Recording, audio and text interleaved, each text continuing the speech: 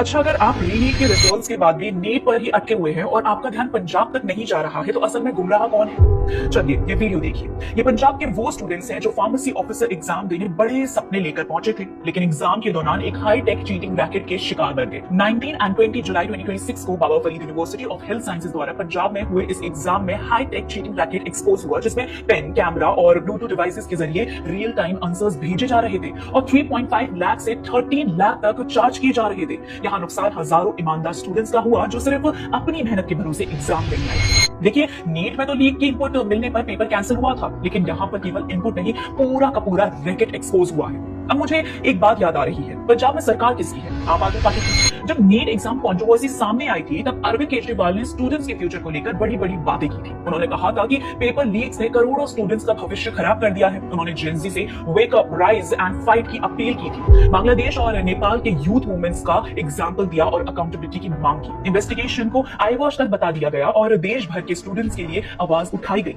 जनाब प्रोटेस्ट में भी गए थे स्टूडेंट्स के लिए स्टैंड लेने, लेकिन अब ना कोई कॉकरोच आवाज उठाएगा, ना ही कोई क्रांतिकारी आम आदमी पार्टी के भगवत मान या अरविंद केजरीवाल से सवाल पूछेगा। क्यों? क्या स्टूडेंट्स का फ्यूचर सिर्फ तब इंपॉर्टेंट होता है जब पॉलिटिकल फायदा मिल रहा हो? अब क्या गई चिंता?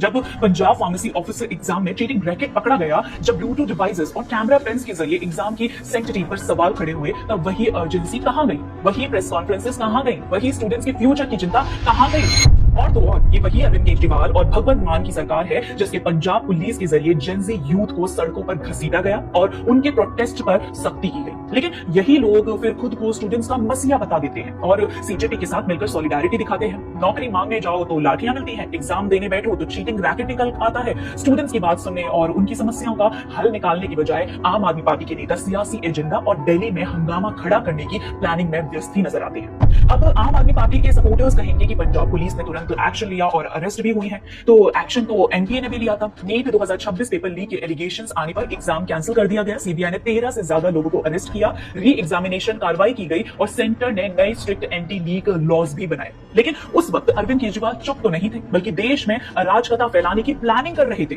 और रही बात सो कॉल्ड सीजेपी प्रोटेस्ट की, तो उसमें हम सब ने नोटिस किया है कि कैसे दिख के लगातार लोगों को ये बताते रहे कि उनका किसी पॉलिटिकल पार्टी से कोई कनेक्शन नहीं है, लेकिन वही दूसरी तरफ अपोजिशन आती है और इस पूरे मुद्दे को एक पॉलिटिकल टूल की तरह इस्तेमाल करती है। हिपोक्रेसी देख रहे हैं आप अभिजीत दिप्के की। प्रोटेस्ट को एम्प्लीफाई करके सेंटर और बीजेपी गवर्नमेंट को टारगेट करने, मॉक करने और केओस क्रिएट करने का मौका लिया गया, जिससे असली स्टूडेंट कंसर्न्स पीछे रह गए। और हाँ, अगर नीट में स्टूडेंट्स के लिए जोर से आवाज उठना जरूरी है, तो पंजाब के हजारों एस्पिरेंट्स के लिए भी उतनी ही जोर से आवाज उठनी चाहिए, चाहे गलती सेंटर की हो या स्टेट की। लेकिन इसकी उम्मीद हम कॉकरोचों से नहीं कर सकते।